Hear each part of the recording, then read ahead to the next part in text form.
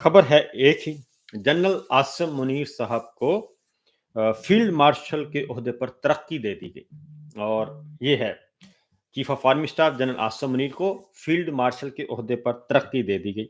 ये खबर तकरीबन आज से जी 5-4 दिन पहले, मैं आपको एक बात बता दूं कि 4-5 दिन पहले ये खबर बरतानिया में जनरेट हुई और बरतानिया से ये खबर बरामद हुई थी कि जनरल आसिम मुनीर साहब को फील्ड मार्शल के ओहदे पर तरक्की दी जा रही है और फील्ड मार्शल उनको बनाया जा रहा है।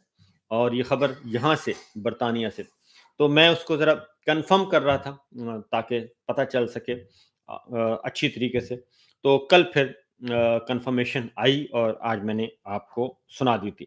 अब ज़रा उससे आगे बढ़ते हैं। तो एक तो ये आपको बता दूं कि हमने आपको कभी भी मायूस नहीं किया।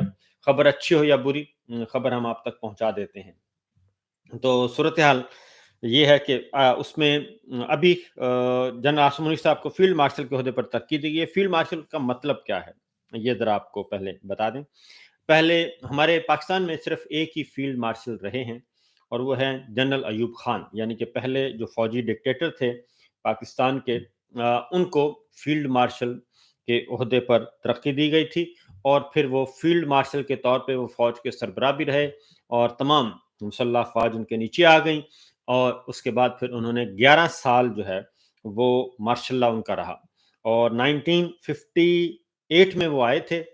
और 1958 में आए थे, उन्होंने इक़्तिदार पे कब्ज़ा किया था और 58 से 69 तक वो रहे, 11 साल।